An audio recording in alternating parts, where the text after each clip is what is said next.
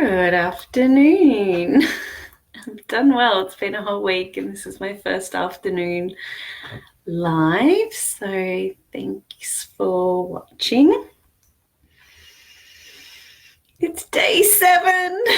It was quite funny. I was sort of looking at what things I had to that I wanted to cover off in this final live.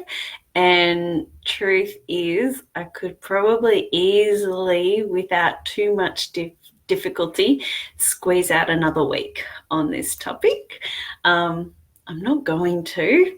I'll just save some of those topics for some of my other random weekly musings. So, and then I'll add them into the feelings unit if they're relevant to this particular topic. So day 7, final day of the feelings challenge, and thanks for everyone that sort of stayed on board and listened to the lot throughout this week. It is a big topic. As I sort of said, everything really leads back to this. Everything. It's just, there's no avoiding it. We're humans and we're here to feel, and we can avoid it. That's cool. There's nothing wrong with that. And if we're open to dipping our toes in the water and opening ourselves up to having more richer, more fulfilling experiences, then playing with our emotions and learning to work with them is very very fulfilling. So today's topic, I've got feelings, the compass for navigating life, and I have touched on this, and I think really what it is that I wanted a topic that sort of brought everything back in to sort of finish and finalize this week's challenge. So how am I feeling? I'm feeling good. I'm feeling happy. I'm happy that with how this challenge has gone. It's a big one. It's probably why I've sort of left it a bit later in, having done a few other challenges first, because this was such a big one and I wanted to really do it justice. That's important to me. So happy about that. Also just happy, caught up with some good friends for a brunch this morning, and so that was fabulous. And yeah, it's still feeling the positive effects from that. So feelings, the compass for navigating life. So how often do we actually consider how things make us feel when we are making decisions? Okay, so when deciding something, whether I go to breakfast or not, whether I say yes to an event, whether I say yes to doing some further study, or yes to a potential opportunity or a meeting with someone, do I actually check in and go, how does this make me feel? How do I feel about this possibility? Okay. Am I feeling a yes to this? Or am I feeling a no to this? And starting to really pay attention to the internal sensations that indicate whether it's a yes or a no. Or is there uncertainty there? I'm not sure how I feel about this. And tapping into that where it's not obvious what the response is that I'm getting. In these circles, some of the circles that I socially, we talk about having a full body yes or a full body no. Okay, so quite often, if we're not in tune with our emotions, then this head logic makes the decisions. Okay, and it's very easy to rationalize and outthink our emotions and our feelings. So there might be a great opportunity that comes up and I'm a full body yes to it. It's like, yes, I want to work with those people. Yes, I want to be in that organization. And then the head goes, oh, well, hang on. How have we got some money involved with this decision? Is it a financially smart decision? Hang on, you're already committed to X, Y, and Z. And we start to rationalize and let all our head-based logic override the fact that my body is going, yes, I want to be this. Let it happen. Okay. Or it might be the opposite. I might be getting, no, not really feeling into that. Don't really enjoy being in that environment with those particular people. And it goes, oh, but hang on, these people have done a lot for you in the past. You should go. Okay, language is often an indicator about where we feel. So shoulds and need to, where we've got sort of this obligation thinking, or I must, I have no choice. There's always a choice. There's always a choice. May not be a convenient choice. Might be inconvenient to say no. Might piss some people off. Might upset someone. Yeah. So just noticing what parts of ourselves do we use to make our decisions. So I've met some very beautiful, very heart-centered people that just use their feelings on how they make decisions. And it's quite funny because I've always been quite head-based, very logical thinking, logical-minded. And it's quite interesting when you start chatting to people that their decisions come from different parts of themselves and how they operate. It's very different, really different. And again, there's no wrong. Okay, just some of us are more head-based, some of us are more feeling-based. I use a beautiful coaching modality called embraining, or MBIT, that uses the concept of head, heart, and guts, using those 3 brain centers, because they've all got neurons, they've all got ganglia, which actually mean that they meet the criteria of what a definition of a brain is. And when we put ourselves in a balanced position, particularly with our nervous system, then we can actually communicate with all 3 brains. Very often, more often than not, we get different responses. So my head brain might be a yes, my heart might be saying no, or it might be saying yes and my gut says no. And they've all got different functions and strengths in different areas. So head's very creative based, where the ideas come from. Heart very much in regards to relating and others and our values, what's important to us. And our gut's very much our safety and our protector, and also in control of where we take action.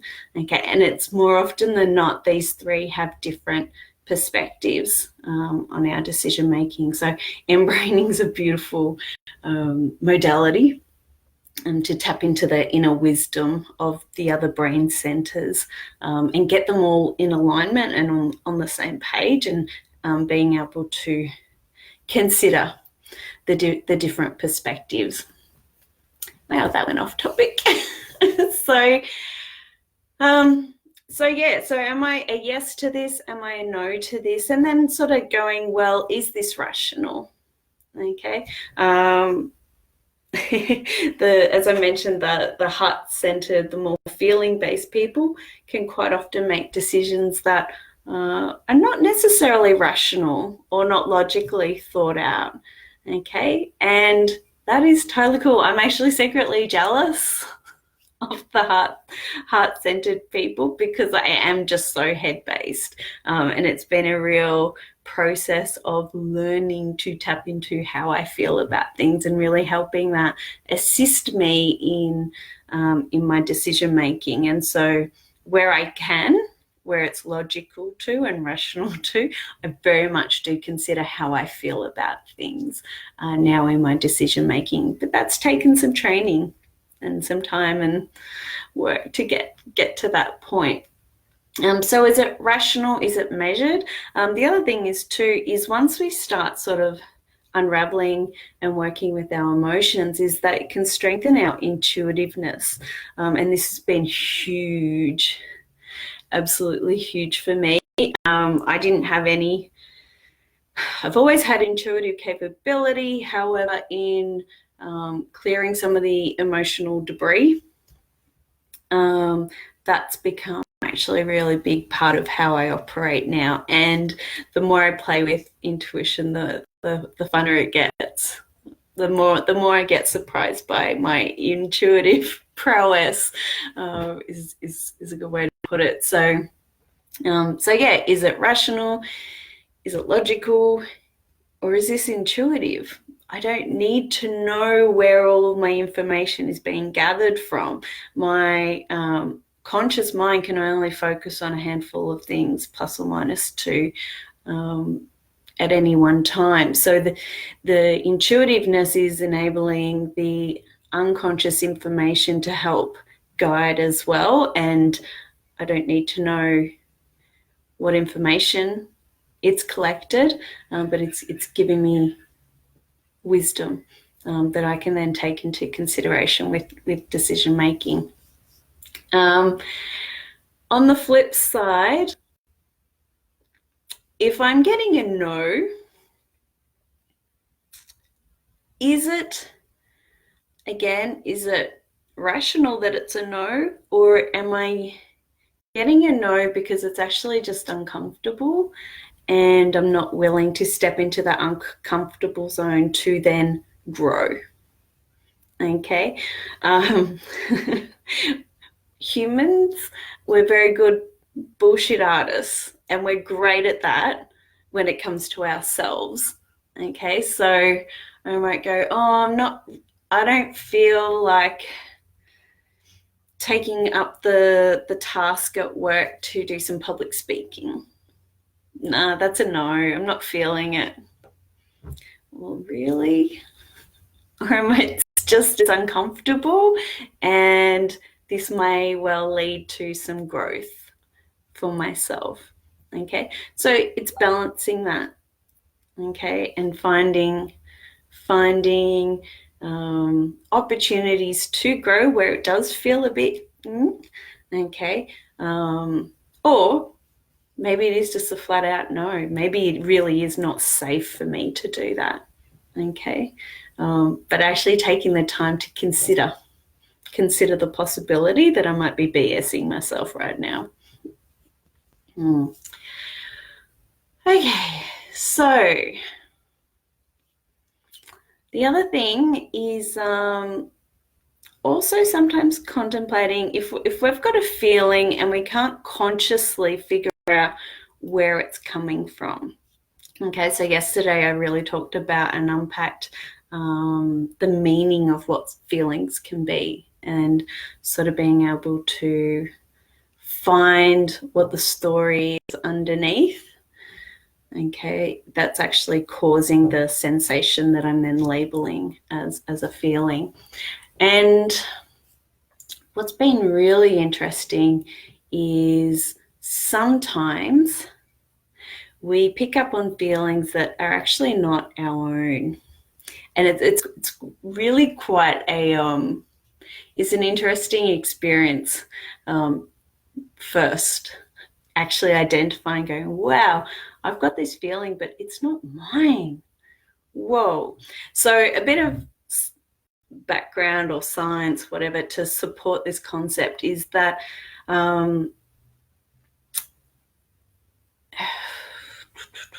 so there's a thing called entrainment. Okay, and this has been scientifically studied. If you look up the Heart Math Institute, they've got a lot around this. So our heartbeat itself emits a frequency, and that frequency can actually be measured sometimes as like 3 feet away, sometimes further, can be measured. And so again, this is all pretty much unconscious, is that when we are in vicinity of other people, is that our heart rates will either speed up or slow to start to entrain and match those that are around us. Okay, this is scientifically proven, and also supports the concept, well, you know, feelings are, what's the word when you catch something of someone else? Damn it, I hate it when that happens. It's right there.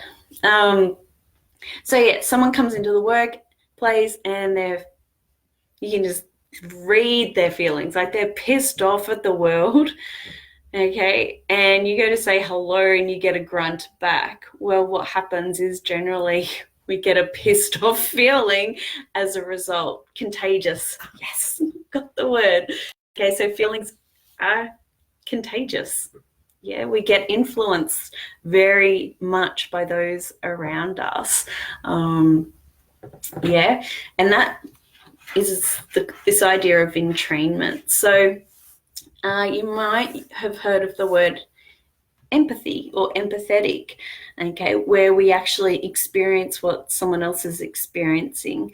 I'm not going to cover the whole difference between empathy, sympathy, and compassion, but that's a whole topic unto itself. But a lot of us, and I kind of actually believe that we all are, it's just we may have our own blocks in ourselves that prevent us from being empathetic and being able to experience an emotional perspective that someone else is having. So again, just in circles, empathetic beings is being thrown around a lot, where we, you know, pick up and experience other people's emotions. So I actually had this as a really, really strong situation a couple of years ago. I went to an event, and there was only a handful of us in that event. And in the event, it was being run by a lady called Dr. Amy, who's a qualified doctor, and sort of talking. She was talking a lot about dealing with our emotions, so go figure. But she was talking about a range of other things that we can use to benefit our health holistically and naturally. And it was interesting because, like, that was half a day event. Jumped in the car, and I was sitting in the car, and I was just feeling really, really pissed off. And it was really potent, really strong. And I was like, holy shit. Like, it was just so out of character for me. I was like, what is this? Anyway, so I sat with it and worked with it, and it's like, okay, well, I've just learned a whole bunch of things from, you know, a mainstream trained medical doctor about how to naturally and holistically assist our health. So yeah, maybe I'm a bit pissed off at the medical system. I was like, no, that's not it. Well, it is it, but I don't feel that hard done by, that pissed off to have this extreme emotion. Anyway, so then I sort of sat with it. I was like, all right, so where's this coming from? And I just got this, it's not mine. I've picked it up from someone else in the room. And again, I just sort of sat with intuitively and tapped into who that was. And yeah, there was a woman that I was sort of sitting next to, and I was like, wow, I'm feeling pissed off. I've picked up her pissed offness. And so that was a really strong indicator to me about this concept of, being able to pick up other people's emotions. And again, just coming back to the concept of self-responsibility. So yes, I'd picked up her pissed offness. Great. What do I want to do with that? And I get to then make a decision and go, well, this isn't mine. What do I want to do with it? And I can discard it at that moment. Or if I want, really lovely, I can process that on her behalf, and actually just sit there and work with that. In that instance, just realizing that it wasn't my own, I was able to just let that go. So again, yes, we are empathetic beings. Yes, we can pick up on other people's emotions, but also self-responsibility and going, well, yeah, if you're feeling up to it, by all means, do the work for other people. That's your choice. That's your choice.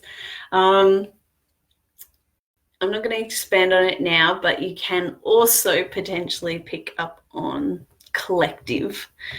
So collective groups or all of humanity-based things. And again, that's up to you whether or not you sort of want to tap in and do the work on behalf of the collective. But yeah, it's just something that as I've worked with feelings and emotions more and more, you start to identify things that are ours and things that are not ours, and also follow it and see where it's actually coming from. I'd be curious if anyone listening has any exposure to those concepts at all. All right, so as I mentioned, quite often we do override our feelings with either head-based logic, and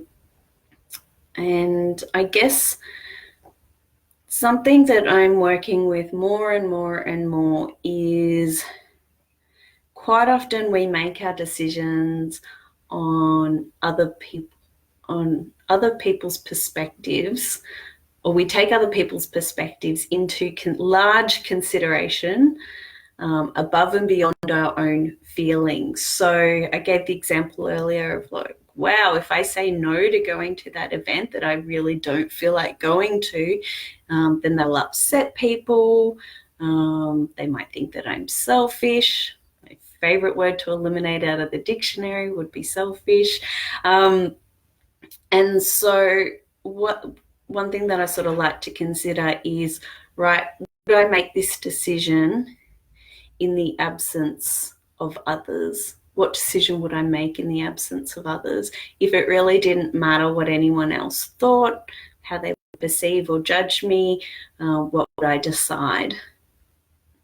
Okay, it can be useful because I know for myself, particularly in the past, it's always been making decisions off the basis of what others may or may not think or feel as a result of my said decisions.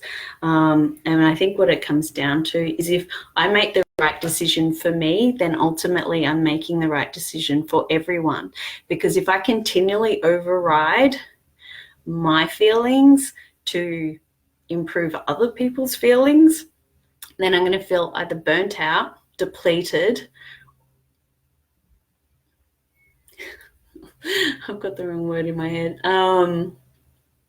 Resentful. If I'm constantly overriding my compass to help others, okay, it's that whole idea of putting the oxygen mask on ourselves first, okay, because then I'm feeling full, I'm feeling happy, and that is there when I can best serve others.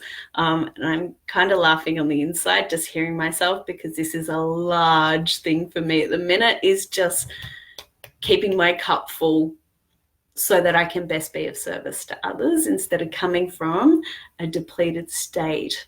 And that's actually where I was coming from very much earlier in this week doing this challenge. Feeling fuller now. So it's all good. It's all good. But good lesson. Powerful, powerful lesson to learn. So just being mindful of when we're overriding our compass to benefit others, but not ourselves, and just keeping that in balance or in check and knowing when I'm doing it. And therefore, if I say yes to something that is a no internally, then not taking it out on others and going, well, hang on, I did this for you.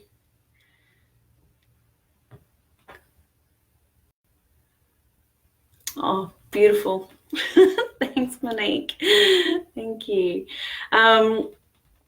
Yeah, so it's just realizing that if I'm serving myself first, as I said, I don't believe in the word selfish. It just doesn't exist to me, because if I keep myself full and happy, then I am best able to be present for others, to hold space for others, to process other people's or the collective's emotions. I can do more. I can be more. And I just think, often, people will say, oh, look, I'm so sorry. I thought I could come to your event and now I can't because I've got X, Y, Z going on. I'm so sorry. I'm like, don't be sorry. Self-care, number one. Okay, you look after yourself. If you look after you, I look after me, then we can all best serve each other from a full, happy, whole place. And that's, yeah, as I said, this is a big one for me, just more recently than not. So, yeah. All right, I'm just checking my notes. I had so much to cover for this last one. It was a little bit ridiculous.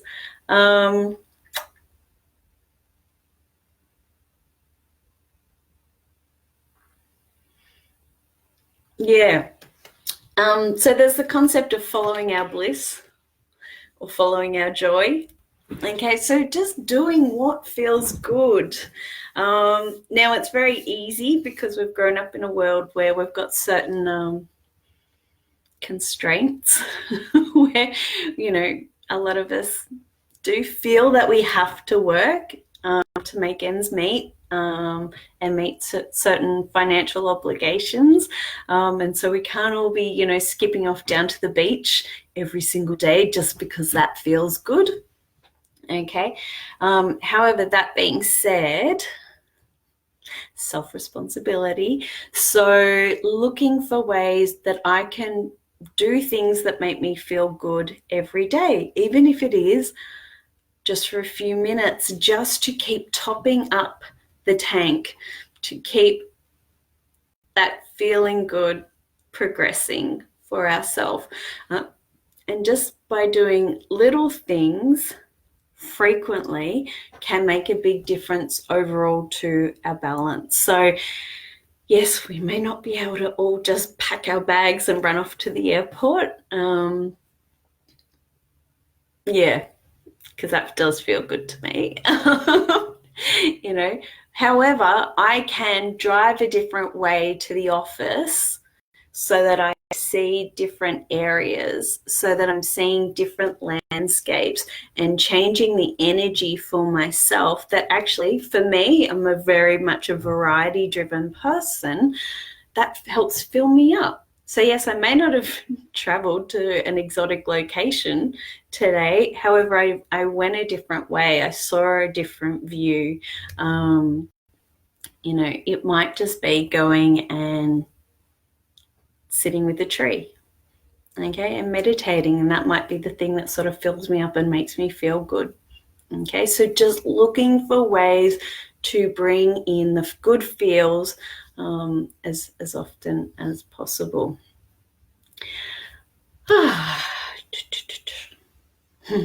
Okay, one last thing. There was a lot more, but anyway, as I said, I'll just save them for some of my other topics. To truly know joy, we need to know the contrast. Okay, so to know happy, I need to know sadness, okay, as the polarities of each other. For ultimate joy, okay, I need to have navigated for myself and know that I can navigate these when they come up, because they do.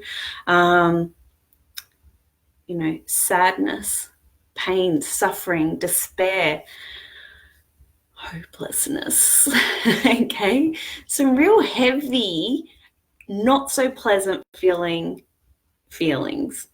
Okay, the sensation of those are not great. However, in being able to sit with those and really work with those, accept them, acknowledge them, and not make them wrong, and not be resisting being able to sit with those, gives me the contrast to which then opens up joy. Okay, and I said yesterday that when we numb or avoid particular feelings, that numbs our ability to feel all the others. Okay, they're all linked. So this is where there's a real gift with being able to sit with our unpleasant feelings that come up. And it comes on two levels. It comes from knowing that I have the confidence to navigate the shitty stuff, having the confidence to know that I'm okay when I navigate that. Yeah, it doesn't feel great. I don't love it. But I also know that by sitting with it and moving through it, that on the other side is feeling lighter. Okay, so I've got confidence to know that I can navigate the shitty stuff. Okay, and also it strengthens my joy because, so as an example, I value my freedom. How well do you think I value my freedom in comparison to someone that's been locked up in jail for 10 years who has not known freedom at all? Okay, so there's the contrast, and there's also when joy is absent or has been absent for a long time, then I really appreciate it. You know, imagine the sense of freedom that comes from walking out of jail, having been locked up for 10 years. Okay, so when I'm capable of navigating and sitting in jail with my pain, my suffering, the hopelessness, the despair, wow, do you think joy might feel a different level of joy to someone that sort of had the choice to just be with joy the whole time? Okay, so you can start to see where the contrast of there. It's the whole, you know, light and the dark perspective. So yeah, that's it. I'm going to wrap up there. So thank you, Monique, for commenting. I'm just going to read that out. So particularly like your talk about picking up on individual and group feelings, it takes time to train yourself to be aware of the influence this has on oneself. Yeah, totally. I had no awareness, and it wasn't until I'd done quite a lot of work with my feelings and emotions before I was able to go, hang on, I'm not sure this is mine. And be able to actually follow that train. Constantly reminding myself I come first and what I want to feel matters most is not selfish. Totally agree. I just don't buy into that at all. It helps me be a better person for others. Absolutely. Absolutely. I am a better wife, a better sister, a better daughter, a better friend, a better colleague when I'm coming from this space. Yeah. Whether it's, emotional intelligence or just the ability to navigate this, it's amazing because I'm so capable now of sitting with other people wherever they're at because I'm comfortable in it myself and I'm confident that I can navigate it in myself. And that's such a beautiful way to support others around us. All right, much love with heart and soul. Thank you. Woo, this has been my longest live so far. Beautiful. Thank you.